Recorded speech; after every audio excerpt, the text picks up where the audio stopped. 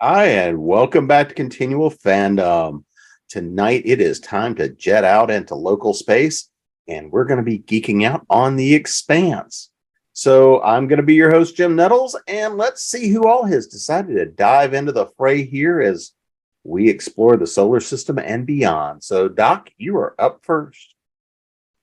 Hi there, I am Doc Coleman. I write about mad science, manners, and mayhem in my steampunk universe in the Adventures of Crackle and Bang. But I've also been a longtime fan of all kinds of science fiction. Jaym? I have to find my unmute button. I'm Jaym Gates. I've been a fan of the show for quite a while. I got to work as part of the team that set up the Expanse RPG and then helped bring that to life. So that is kind of my background with it. JL? Hi, I'm JL Gribble. I'm a urban fantasy alternate history writer and also am in paranormal romance coming soon. I'm a longtime sci-fi fan. My spouse and I started watching The Expanse when it first aired on TV. We have since watched all of it, read all the books, read all the novellas. It's a big deal in our house. So, our resident expert in any debate that goes on is going to go down between Jaym and JL. So, Misty, how about you? Definitely not me. I have not read all of the books yet. I'm Misty Massey. I am the author of the Mad Kestrel series of pirate fantasy adventures. I am an editor for a number of small presses. And when I'm not doing that, I play Malibu, the cheerful sun-drenched cleric on the Authors and Dragons sister podcast, Calamity Jane's.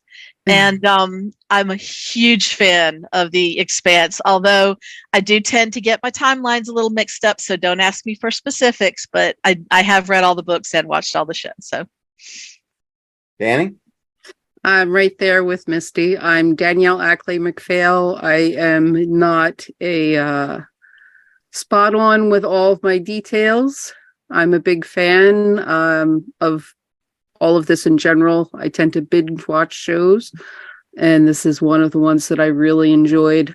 I am an author, editor, publisher of eSpec Books, and right now we are funding a book on Kickstarter that both Misty and Doc are in books in the campaign. It's called Full Speed Ahead. Full steam ahead. Steam ahead. Sorry. Yep, because it's all steampunky. And what date do you have until to help fund said project? The campaign ends on February 21st at 10 p.m. So go check We'll it see out. how high we can fly with this one. James? I am James Palmer. I write science fiction and pulp adventure. I started with The Expanse with the books. I didn't watch it at all the short time it was on sci-fi. I started with the books, and I'm on just started season 4 of the show on Amazon Prime, and I'm on book 5, I think it is, in the book series, Nemesis Games. I just started it the other day. So, fair warning to anybody that is tuning in, there may be spoilers, I suspect. There better be. So Doc, The series ended last year. Of course, they're going to be spoilers. Okay, I found this on the web for S ended last. Well, who was that? Is there something else I can help with? all right, Anyway. James, don't make me mute you. All right. It wasn't me. So Doc, Yes. where did you get your introduction to The Expanse? My introduction to The Expanse was when it came on the Sci-Fi Channel. I've not actually taken the time to go and read the books, but I was very intrigued with the previews for the series, and I have watched it with great interest. How about you, James? So I've known about the Expanse for a while now. It was kind of funny because back when and so I used to review books for like SF Signal and a bunch of others, and I actually reviewed an early book by Danielle Abraham, and I got to know him a little bit at the time, friends, all that sort of thing. And then I start hearing everyone talk about the Expanse. I'm like, oh, that sounds cool. That's nice. Don't recognize the author, don't really pay that much attention to it. And all of a sudden, I see something about the two authors. And I'm like, wait a minute, I know that person. So it was actually quite a while after it started that I caught up, which is not an unusual situation. But I don't remember which book I picked up first, but I picked up one of the early novels and liked it. But I really liked the novellas even more than the novels. I think the novellas are the ones that I've really, really enjoyed. JL? Started watching the show when it first aired on Sci-Fi. And I think by the end of the first season, my husband and I bought and read all of the books that were available at the time. And we just kind of kept up with it, both the show and the books, as long as possible. I remember being really happy at the end of season 3 to know that Amazon had already picked it up once Sci-Fi canceled it, because otherwise that would have been a brutal cliffhanger, especially for people who had not read the books. Read all the novellas. We own the really fancy model ship of the Rossi that they put out a couple years ago. I have a big sticker on my computer that my husband built that says legitimate salvage. Yeah, Belta Lauda. Misty, how about you? Go bang. I came to it via the books first. My friend Jan is very much a science fiction fan. I go between science fiction and fantasy, but she's very hard science fiction, and she read Leviathan Wakes, and she said, you really need to read this. This is an incredible book. It's not boring. It's very interesting, and you're going to love it. And I said, okay. And so I picked it up, and I think I read it in 2 days. And that's pretty fast for me. And I've just loved it. And so I couldn't wait for the next one. And somewhere along the line, when I was reading the books, the show started. And so I started watching the show as well as soon as I could. So I actually finished the show and the last book in the same, few months span. And that was interesting. And one thing I thought was really neat is that, you always hear, oh, the book is better than the movie. In this case, the books are incredible and the show is incredible. And I can't say one is better than the other, because they're both done so well, and there's such high quality given to every moment of both media. And so that was really nice. So. Ms. McPhail? For me, it's interesting. I have a coworker who is a little bit ADHD, and he can't actually read fiction very well just because he can't focus on it enough. And the one fiction series that he did successfully read was The Expanse, and he just raved about it constantly. So when he found out I had a Netflix account, he's like, you have to watch the show. And both my husband and I watched it from end to end, and I have to agree. There's so much depth to it. I haven't read the books yet. Sorry. But there are definitely a lot of detail there, and it's unique. It's different than a lot of the other sci-fi that you find. So that's what really appealed to me. And James? Yeah, I mean, I started with Leviathan Wakes and got hooked on it. I had kind of resisted picking it up. I didn't know how it would be, but I kind of read the Amazon blurb, and that sounds interesting. There's several books out, so I don't have to wait a year for the next one. So I'll give it a try, and I was hooked immediately. When it came on Amazon Prime, I kind of watched part of the first episode, didn't really get into it, but later on I got into it, and it's real easy to binge at least a couple episodes a night watching it on Amazon Prime, no commercials or anything. And like I said, I'm on book 5 now, Nemesis Games, and I'm on season 4, where they first go through the ring and go to that planet Illis, of the TV show. I think I'm episode 1 or 2 of season 4.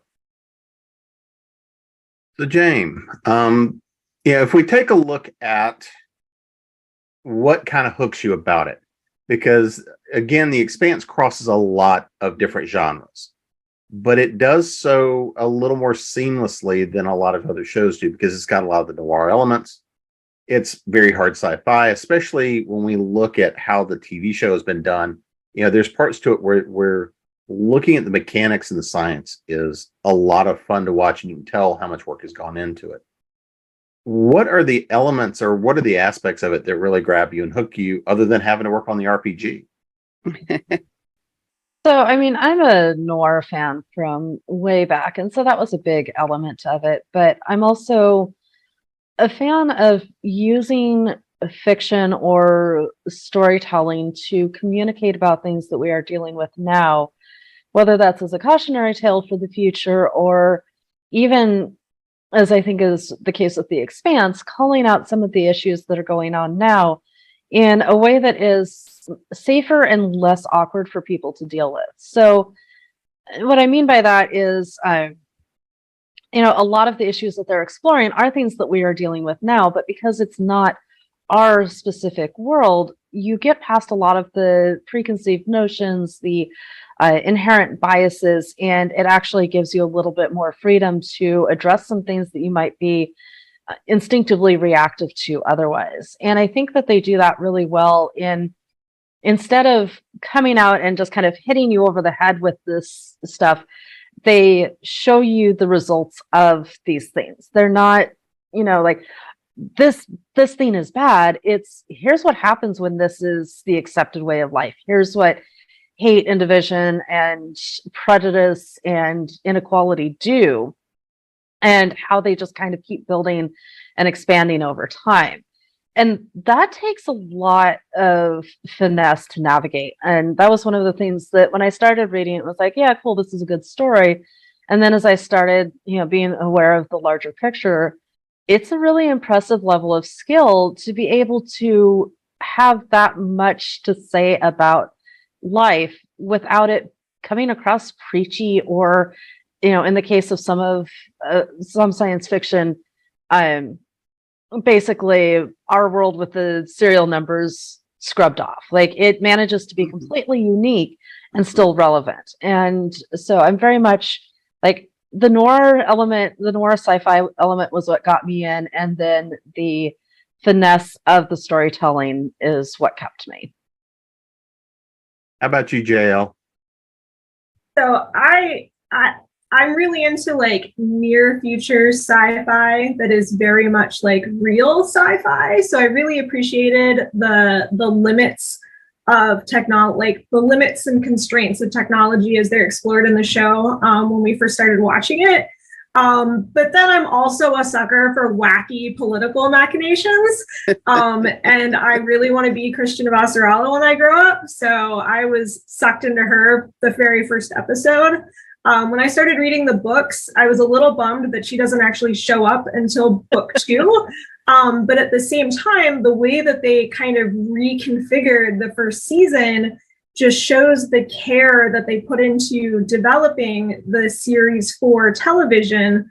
And that writer's room, and I think the fact that Ty and Daniel were an active role in the writer's room, just showed that they very much cared about working with the medium of the storytelling as opposed to making it faithful adaptation. And I think that's one of the reasons why so many people are like, well, it's hard to say whether the book or the show is better, because they both do so many things very well.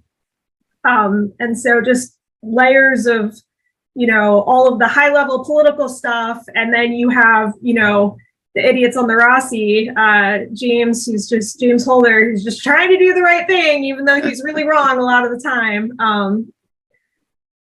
So it was just multiple levels of things to really enjoy. And then the fact that Naomi is like the smartest person in the world is, it was easy to get really attached to her really fast. Misty, how about you?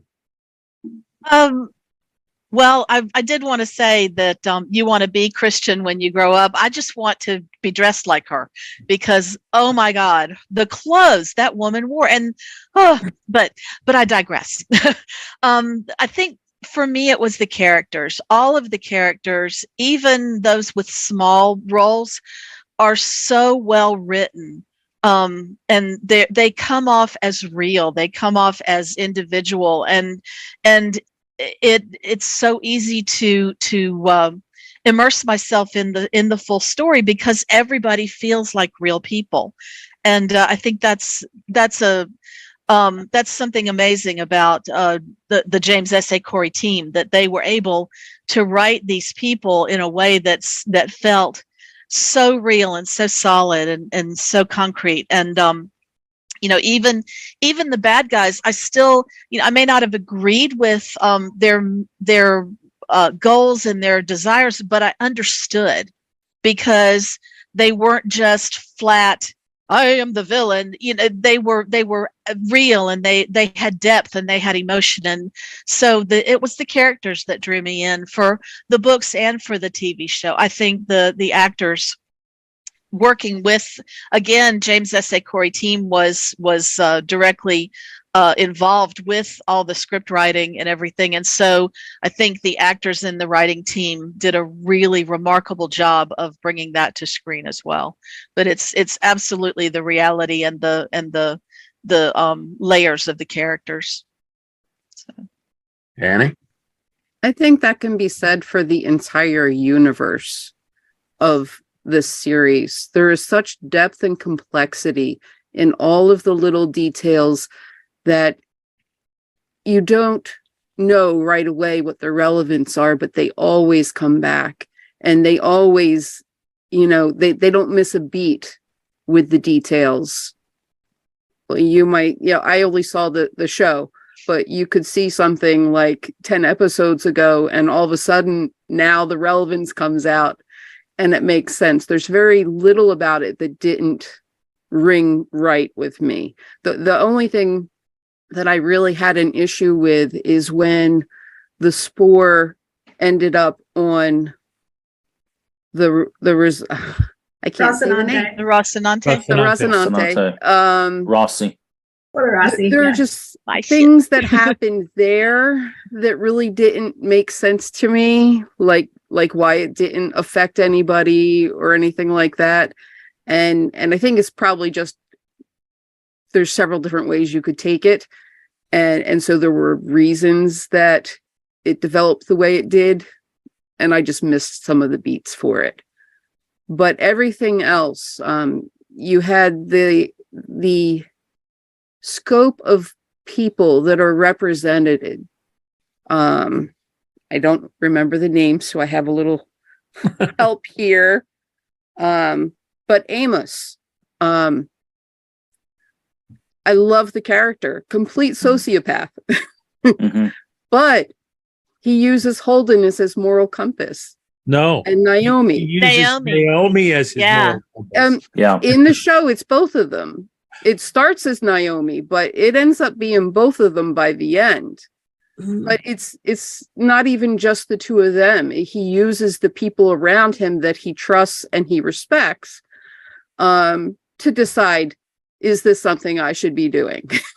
Yeah, today I was watching some of the episodes this afternoon just as homework, and there's a bit in one of them where he's messing with the old Martian flag that's still on the Rossi from when it was a Martian gunship, and he's messing with it because Deimos, the moon, has been blown up, so he's making it into little bits instead of a big round moon, and Alex gets all fussy. And he's saying, hey, well, you want to come at me? Come on, come at me. And Alex goes, wait, is this your weird way of trying to say you're sorry? And Alex says, what, didn't it work? Because he doesn't know. So yeah, it's Yeah. And the other, sorry. No, I was just going to add, Amos is an amoral teddy bear. Yeah. The other thing I like are the little background details, like the mess, meaning the mess hall, and the coffee, and how those little details were used to, show the intensity of the characters and the situation, and ways that they used to cope with the extremities that they were dealing with at the time, with that little bit of comfort, the real food and the cooking that Alex was trying to come up with and encourage people to appreciate. Sorry, my cat wants my attention, but there's no lap at this moment. So James, how about you? What grabs you? For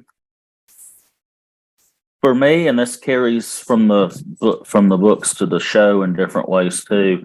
For me, is the complexity of the world building.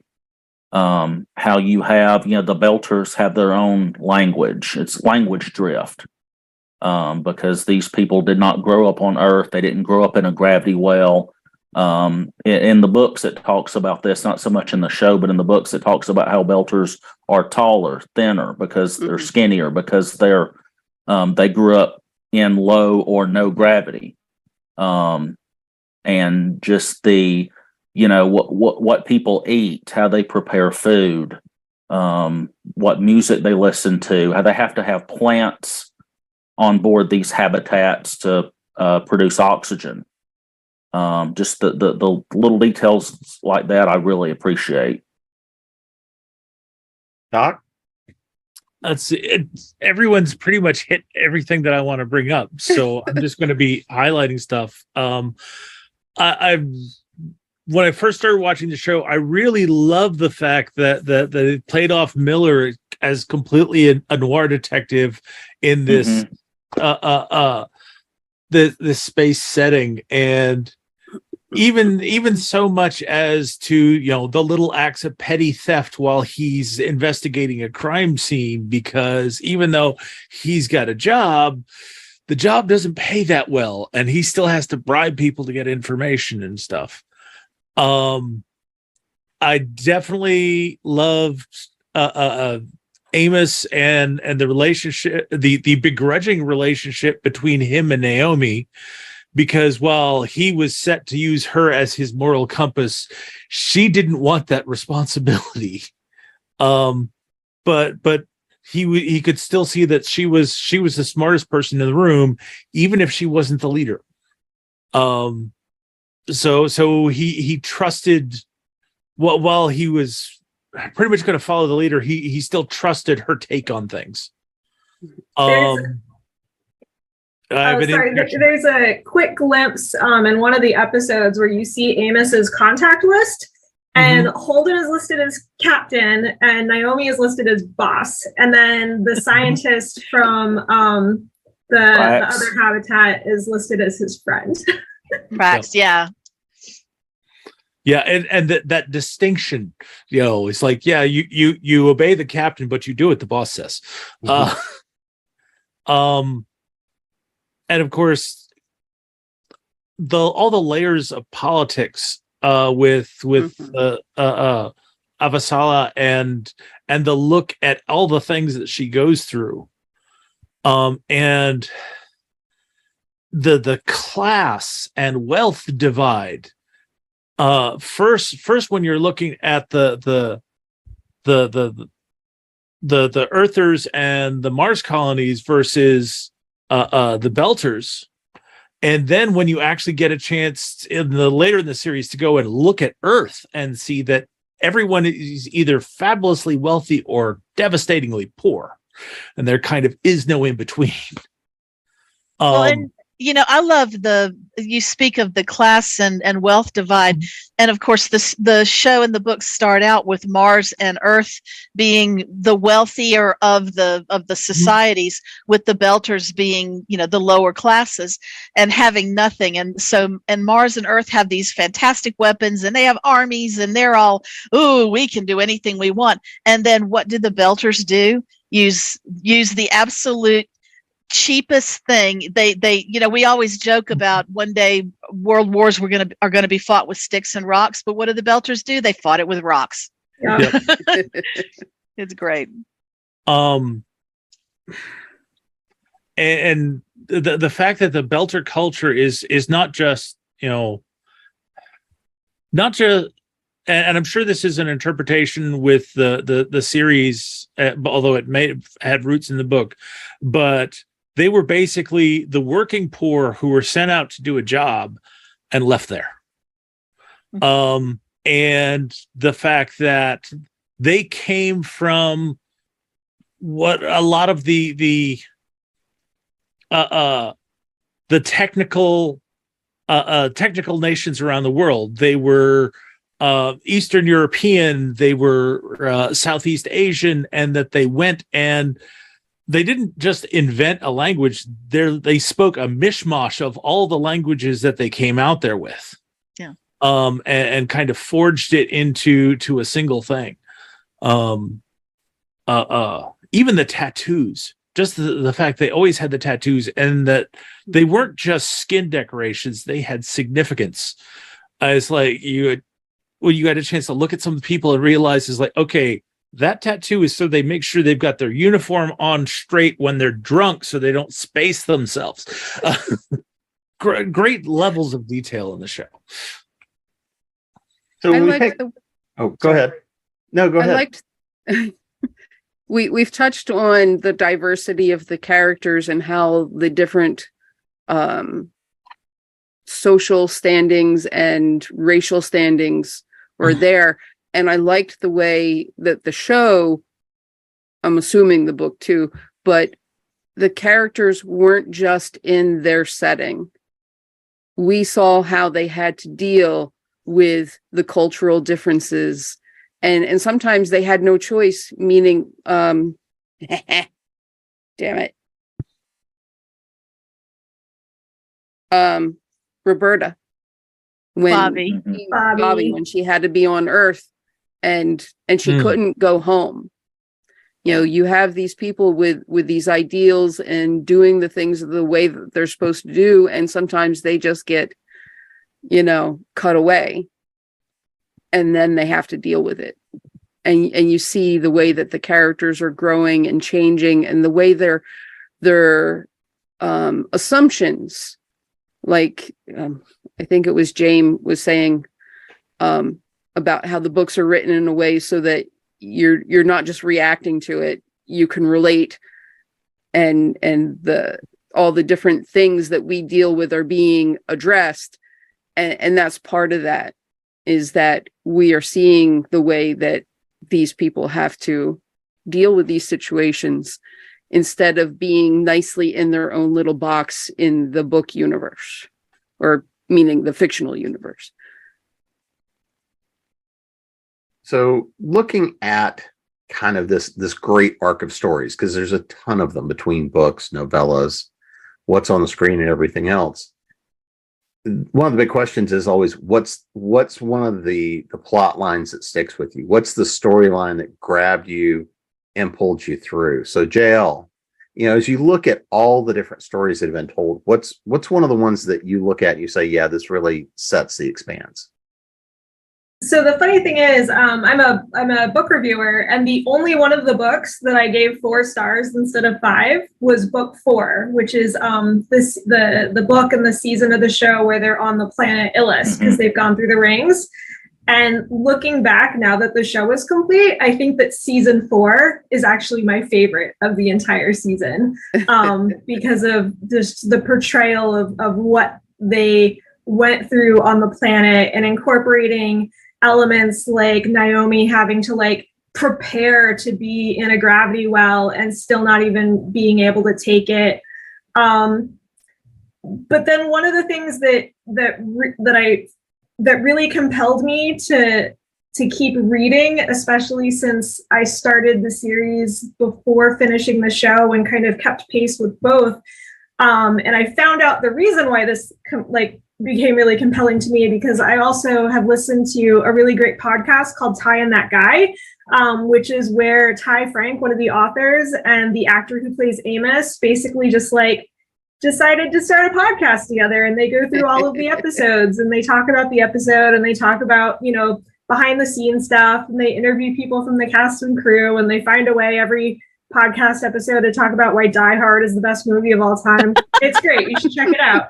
But one of the things that I really loved learning from that kind of behind the scenes look is that, one of the things that they obviously did right for the show is took a lot of secondary characters from the books and kind of combined them into one character for the show. And that ends up being Kamina Drummer, who starts out on the big, she's part of the group that the Nauvoo. Shanghai's the Mormon ship, and that becomes kind of her base of operations. And it turns out that it's just because Cara Gee, the actress who plays her, just had such amazing chemistry with every single one of the main cast of characters that it didn't even become, let's just have her play this because, it's cheaper than hiring somebody. It was literally like, let's just have her do this because she's just so good with everyone. And so, as much as I love Amos, she's like hands down my favorite character in that whole show. Especially for when you look at her storyline as being the hero of her own story, even though she's not one of the main overall heroes who's like going and blowing things up. He had a lot of honor as a character and strength that came through. And just the way that she portrayed it and the patois and all of that, it just, you bought all of it. There was no point where you didn't. And the fact that, it's a woman of color actress playing like a low key, not so low key, queer character who ends up as one of the most powerful people in the solar system. So have you ever heard her real voice? Instead of the Kamina voice, her real Cara Gee's voice. It's like, wait, who are you? Because she's adorable no matter what. Like I adore her. She's so cute. So Misty, how about you? What's your story arc? Okay. I am a big smooshy romantic. And so I love the Miller story when he's falling in love with Julie, a woman he has never and really will never meet. I just the way that he becomes so invested in finding her and he forgets that he's been hired to kidnap her essentially and drag her back home. He wants to find her because he has become so engaged and so fascinated, and he needs to see this woman in real life because he's in love with her, even though they've never met. And when he finally does find her, God, I don't want to spoil anything, but it's been long enough. When he finally does find her, and she's completely taken over by the proto-molecule, and she's steering Eros because she thinks she's in the Razorback going home, and they have that interaction where he's trying to explain that no, you're not going home, but it's okay. I'm staying here with you, and I can feel it happening. I go to pieces. So that's my thing. I love Miller's journey to find her and to find something worth living for, because up to that point, life was just something he did every day. It wasn't worth anything to him. Mm-hmm. He just kept going because what else was there? And he finally finds something that is else. So, and that's Julie. Danny, what's your sorry. story? I was caught up in what Misty. I'm sorry. Excuse me. What's the storyline for you? So, I was really caught up when they were looking for the botanist's daughter, and that whole thread with the children, and having to deal with what is expedient and what is right, and how to pull all that shit out of the can without sacrificing the people that they care about and that they need, and still do what's right. When they split up and you didn't know if they were going to come back together again. You know, it's that uncertainty that lets you immerse yourself into the series, because you're not thinking of it as media anymore. You're caught up with the characters and those struggles and those really hard choices. James, how about you? What's your storyline? I'm sure it'll change because I haven't finished the series yet. But I'd have to say Draper's story. She's this loyal Marine and they're under attack, and she sees a protomolecule monster and doesn't know what to make of it, and finds out she's being lied to by her own people. Mm-hmm. And she goes to work for Avasarala, who's one of my favorite characters down on Earth, and ends up saving her life. And it was just, she's a cool character. She's a tough Marine. She's got cool battle armor. She was a lot of fun to follow around for most of a book. Doc?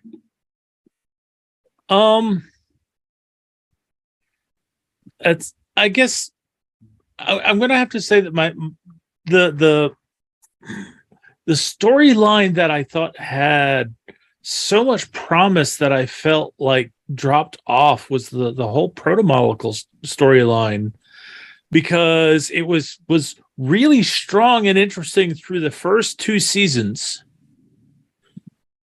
And then it kind of like went and lurked in the background, and then they got in and got access to all the wormholes, and then figured out that, wait, a lot of this stuff was set up to stop the protomolecule? Then how is it here? Who built it? Why were they trying to stop? And they never got to that in the series. It's like, if they did, they whipped by it so fast because they were so embroiled with the Earth-Mars Belter conflicts and going back and forth. It was like, and it had so much promise when they brought back Virtual Miller to help out Holden, that I thought, okay, now we're actually going to go and get back into what was going on with the protomolecule that started this journey. And no, we're done. It's like I was so disappointed in that, but that was one of the things that I definitely enjoyed through it. And honestly, the other storyline that really hits me was when they took the time out to explain where the Einstein drive came from. Yeah. Because I just love that whole idea. It's like, okay, I'm out experimenting in my own little craft, and I'm going to make some configuration changes. I'm going to download those to home, and then I'm going to make a test flight. And it's like, oh, you didn't think about G-forces when you configured your controls, did you? It's like, oh, it works much better than you think it's going to. And what did we learn? Never turn off the voice activated controls. Yeah, never turn off the voice controls. Always have an override to turn the voice controls back on for an emergency shutdown. Yep.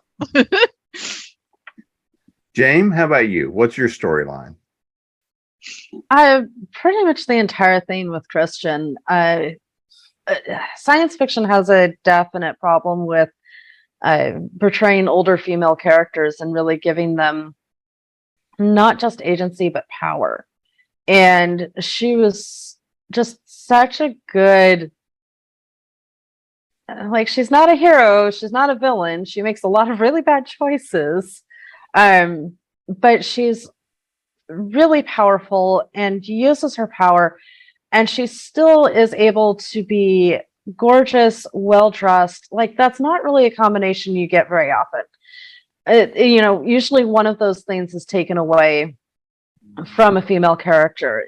She either has to be young or something to balance that out and give some sort of safety of this powerful female character. A lot of science fiction kind of falls into that, and so to have this older woman who is very powerful, very complex, and also has some of the best costuming and presentation in the show was just really eye-catching. And every time a scene of hers comes on, it's like, ooh, and you just sit up a little bit higher because you want to see where that's going to go. Of course, one of the things that really pulls us in for everything are the characters. I mean, that's no matter what the story is, if we don't have good characters, we really are kind of left out in the open, or out in the cold, as it may be. So, Misty, who's your character? Who is it that you love to follow the most?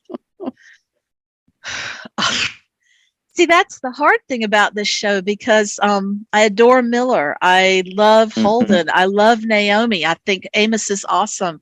I was crazy fond of Avasarala, and in fact, I really thought it would be fun if they could somehow find a way. There's a short space where Avasarala and Bobby and Kotyar, the spy, are all on a ship going to see Jules Pierre Mao. And that bit where they're all together, and I thought that would be the most amazing kind of buddy cop sort of thing. Why could we not have a show with just those three romping around the galaxy having adventures? But yeah, they're all so well done that I love them all. I honestly don't think I can choose one. It's going to be, I could say Miller, but then I'd go, oh, but Naomi, but Avasarala. So I'm sorry. You know what? I know who my favorite character is. My favorite character is the Rossi. Damn. I'm sorry. That ship is amazing when it's flying and they're doing the spins and shooting and it goes, oh, I love it. I love that ship. So I'm choosing the Rossi. Danny, now that we've covered half the cast, I find the same problem because you can't really isolate the characters. It's the interplay between them that makes it all work. Yeah. And, the character by itself, they can't stand alone. Well, all right, I'll change it up for my own humor value. Whose relationship really sets it for you more? Between what characters? Are we starting over with me? I might be nice to come back to you. Okay, all right, yeah, keep going. We'll see. I actually liked the relationship between Bobby and Christian a lot. Because you have... They're both badass. Christian is ruthless. Bobby is dedicated, and just the interplay between them, it was a very interesting dance, and seeing the contrast, because Christian would do anything. The goal is the end point. Anything else in between that, sacrifices are made. She doesn't play any games.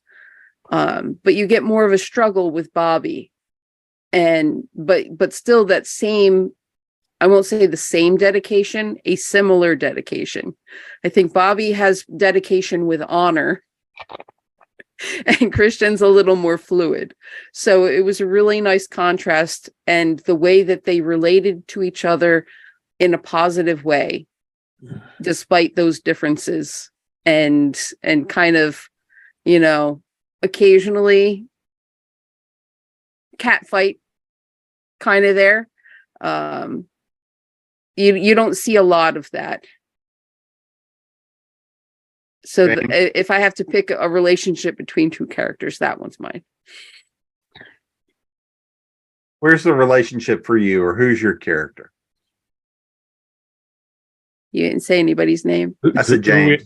Oh, We're trying to see if I he's think you awake or cut. not. I think you cut out right on his name. Yeah, I didn't hear it. My characters, I think it's a distinction between the show and the books a little bit. I love Amos. I love the actor that plays him. He's, like I said earlier, he's an amoral teddy bear. There's something sweet about him, but also he'd kill you as soon as look at you.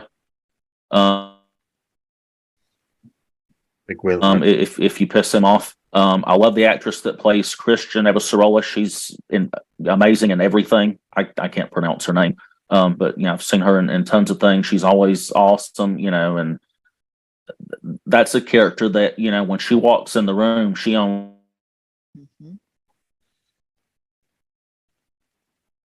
the room. And as far as character relationships, I love the interplay in book 1 between Holden and Miller. Because they're so polar opposites. Miller is very trusting, and it's all about what people do with information, and Holden's all about let's give everybody all the information they need and they'll make the right decision. And Miller's like, no, they won't. They'll kill each other. So that was interesting to me, and how they, in spite of all that, they became friends by the end of it. Doc, how about you?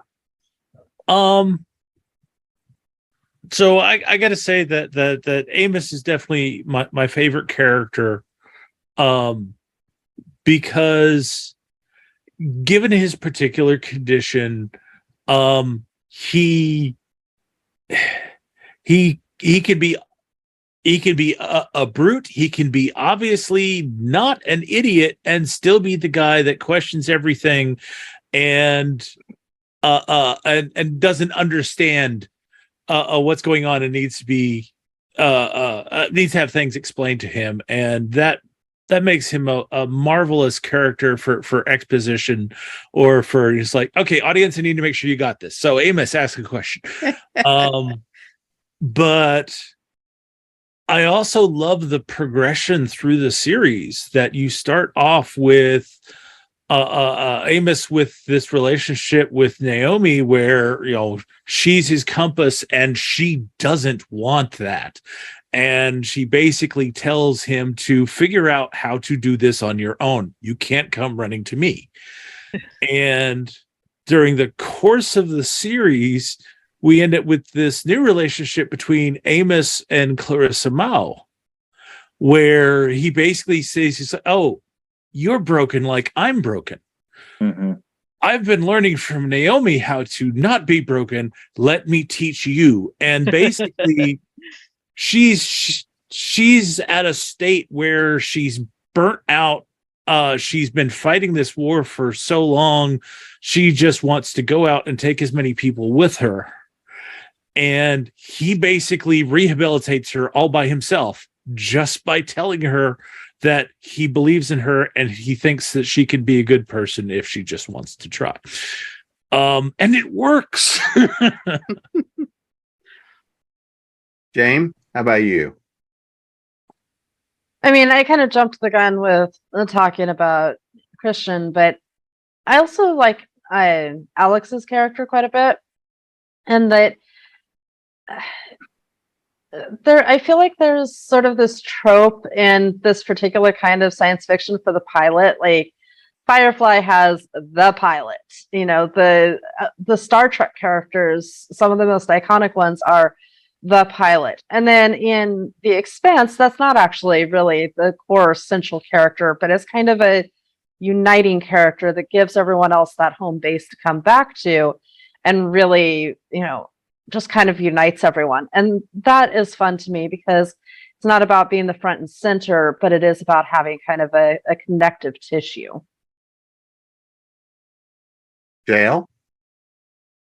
I really, really love the relationship that develops between Holden and Naomi as kind of like the ultimate power couple in both the books and the shows, only it's never overt, which at the same time is also important because I love the fact that they just kind of allow the relationship to develop naturally and acknowledge that the romance and the love story are going on, but they never make it about that just for the sake of like the views or whatever, except for the dumb love triangle they tried to do in book 4, which I was mad about, and that's one of the reasons that's the only one that got 4 stars.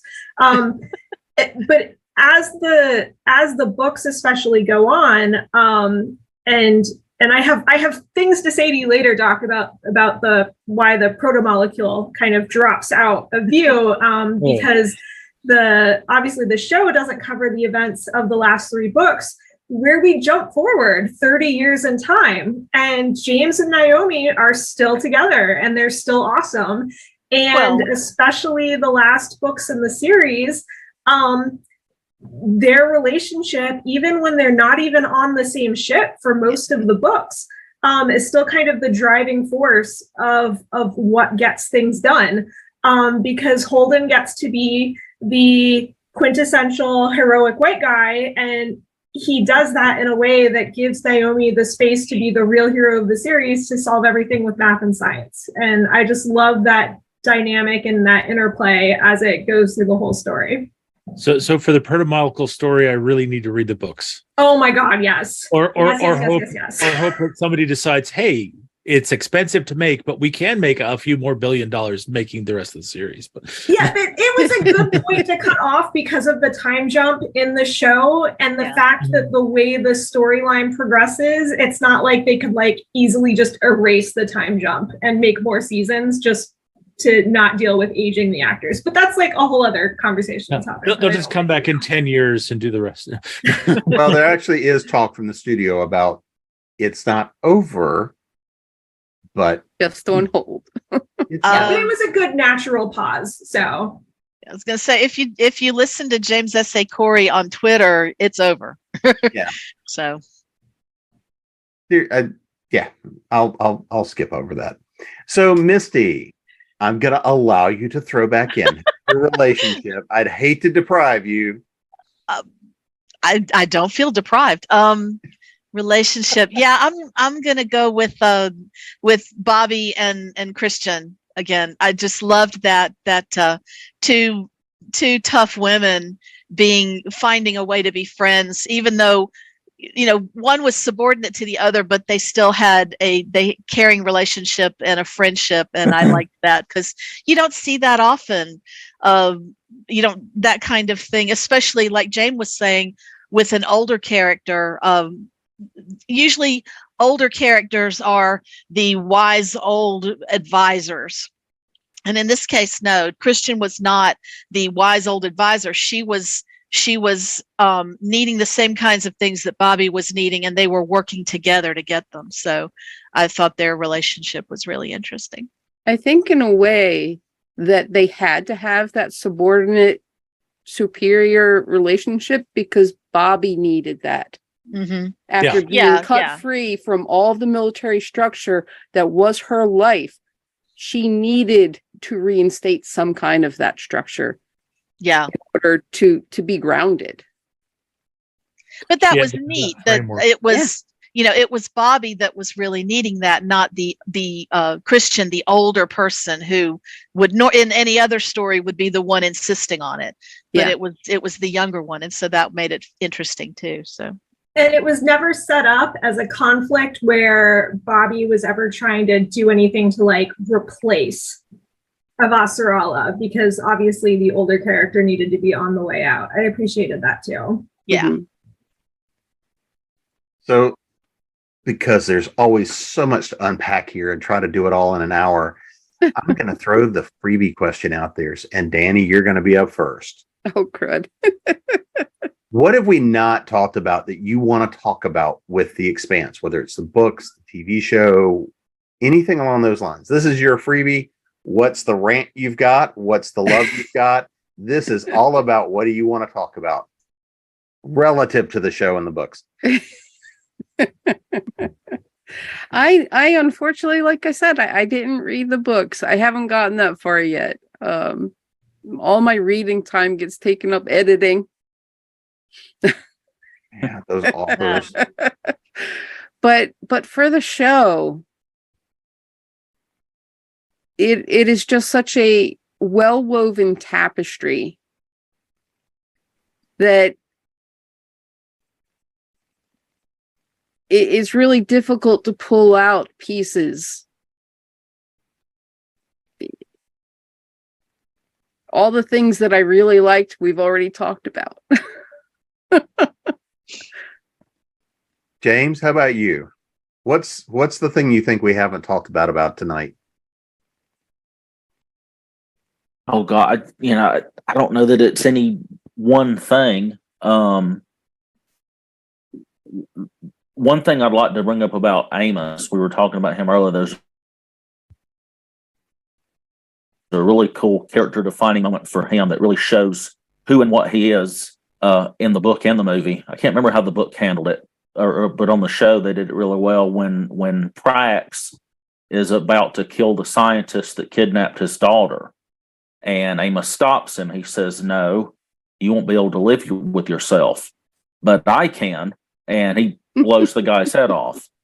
That's Amos to a T. He's thoughtful enough to think about Prax's feelings, and sociopathic to know that he doesn't have any, and he can do it and sleep like a baby. I thought that was really interesting. Doc, what's your thought that we haven't touched on tonight?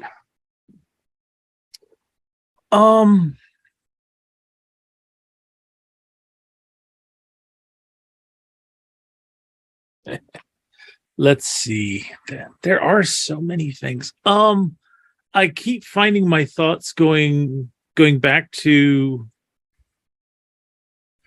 how the Belters were always organizing and reorganizing. It was like you started off with what was his name? Anderson Dawes. Yeah, with the OPA trying to create a Belter nation, because basically you had all these stations and facilities that were staffed and run by Belters, but they were all owned by Earth or Mars. And the desperate attempt to try to gain some respect for that. And I'm still trying to unravel in my head how it was they went from trying to take the Mormon spacecraft and use it as a weapon, and then it became the next Belter home station somehow. And then that got taken away, and we ended up with all these terrorist groups all over the place, and it was like, it's like, what one thing that united the Belters was the idea that they should be one people. The one thing that divided them was the idea that they should have to take orders from someone in order to be one people. And they were constantly just grouping together and dividing again. It's a fascinating political dynamic, and that kind of comes in with the whole thing with Marcos Inaros towards the end of the series, where he basically wants to be the big charismatic leader that leads the Belters to smash the Flatlanders forever, and he basically doesn't care who he kills. It's like, these are the kind of leaders you're dealing with. Yeah, it's almost like they get along great when they're trying to stick it to somebody else. Yeah, but the rest of the time their guy sticks it to them in order to do it. I mean, they even tried to kill Fred Johnson at one point, and he's supposed to be like their leader. Mm-hmm. So yeah, that was very. It's very tribal. Yeah. Yeah. So, James, how about you? What's the thing we haven't touched on tonight? I mean, I'd love to talk a little bit about the role-playing game from Green Ronin. That was something that I got to work on and got to help put together. And what I really loved was that the authors were involved from the beginning. Like, that was something that we went to them and said, hey, we would love to bring your world into a place where fans can engage with it on a much closer, more personable level, even than, the TV show or the books. And they were incredibly involved all the way through. And it was really lovely because, even with the Kickstarter, they were doing rewards for backers, personalized stories and all of these different things that it might have funded without all of that, but they went above and beyond to really make the fans feel valued and engaged with it, and worked very hard with our writers to bring a lot of those stories to life and give people really unique ways to enjoy that world. So I love that, you have this very iconic character-driven series, and that the actual authors went in and gave players a really good chance to engage with that world and with those characters, with their own stories. And that, to me, is one of the really fun ways of engaging with a beloved property, when you can actually put yourself into that world and bring your own perspectives and experiences and interests into it. JL, how about you? This kind of goes back to something that James said at the very beginning, when she talked about how good sci-fi is always kind of also a commentary on current politics and the current world, but they even take it beyond that a bit in terms of how it's such a good commentary on human nature itself.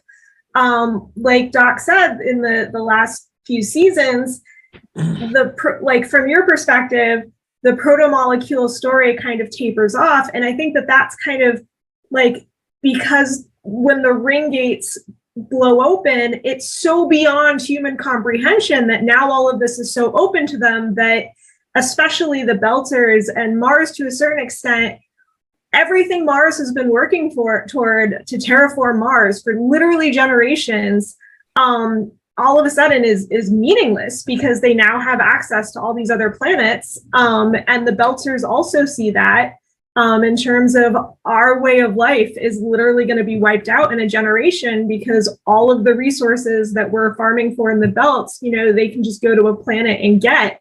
And so it's almost because the proto-molecule and what that represents and everything that it opened up almost becomes so culturally terrifying that humans are dumb and they'd rather just kill themselves instead.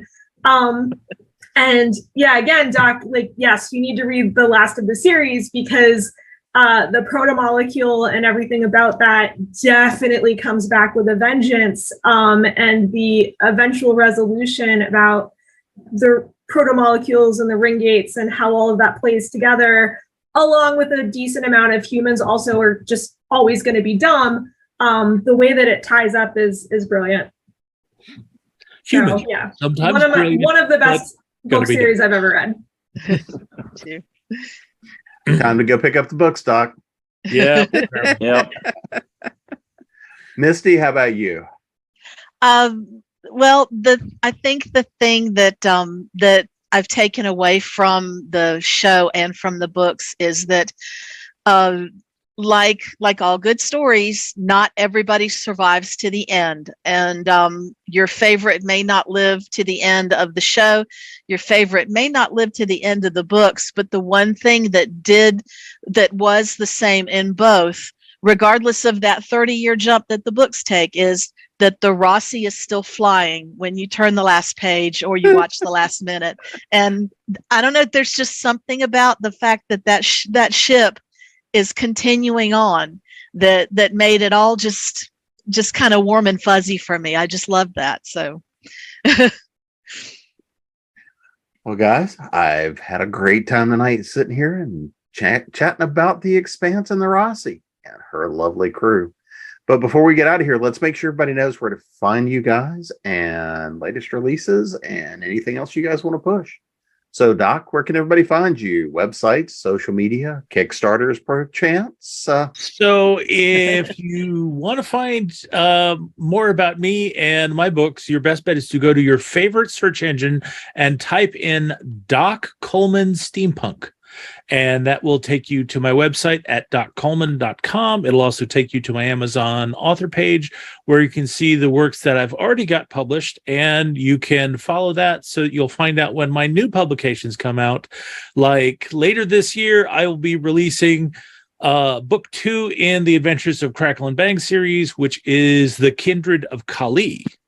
And as for other releases that I'm going to be involved with, I will let Danielle talk about that a little bit later. Jaym, how about you? Best place right now is just my website at jaymgates.com.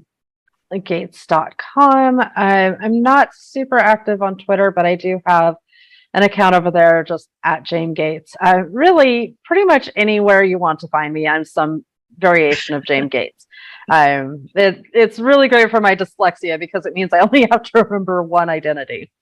But yeah, that's pretty much what I've got right now. I have a lot of projects kind of on the burner, but none that are ready to talk about. So, JL? You can find me at jlgribble.com, which also has links at the top to all my social media.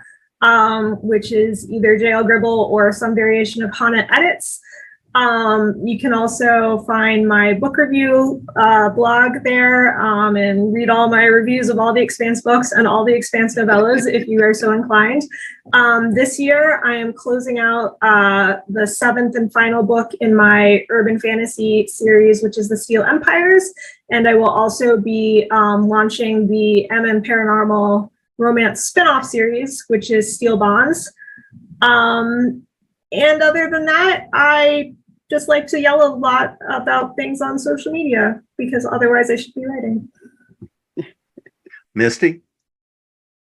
You can find me on my website, mistymassey.com. I am also Misty Massey on Facebook and Twitter and TikTok and Mastodon. So I'm like Jaym. I like to just have one thing that I can remember. And I am the author of the Mad Kestrel series of pirated fantasy adventures, and I have a novella series coming out from Falstaff Books featuring the Returned to Life Doc Holliday. It's a weird Western series for the Shadow Council world that Falstaff does. So y'all look for that later. And I also have a story coming out later, but Danny will tell you about where that's going to be. Danny, sounds like you're up next. And you're loaded. You can find me anywhere just by looking for Danielle Ackley-McPhail. There's only one of me because that's all they can handle. And right now we are running a Kickstarter campaign called Full Steam Ahead for 3 anthologies, A Cast of Crows, that is being done in conjunction with the Telltale Steampunk Festival, which is in April in Hunt Valley, Maryland. And Doc is one of the contributors for that. The other books we are doing are Grim Machinations, which are steampunk fairy tales, the sequel to Gaslight and Grim. And then we are doing Grease Monkeys, the heart and soul of diesel punk. And Misty is one of the authors for that. And we have unlocked 3 stretch goals. We have been made a project we love, all within 48 hours. So I'm thinking we're going to do some amazing things with this campaign and have a lot of fun with it. So that's really weird, Doc. You look like you have a holographic cat. I am supplying the mandatory cat content tonight. And you forgot to mention we accidentally included a stretch goal. But Yeah, that is Grease Monkeys is the one that accidentally got activated early. But I'm sure if we need them, we'll come up with a bunch more, hopefully. And that campaign ends on February 21st at 10 p.m. And Mr. Palmer, sir. You can find me at jamespalmerbooks.net. You can find me on Patreon at James Palmer. I am Palmer Writer on Twitter because I like to be difficult. I'm on Facebook. I'm even on LinkedIn. I'm running a Kickstarter in March for a classic monsters anthology. That should be a lot of fun. So come check out all my shenanigans.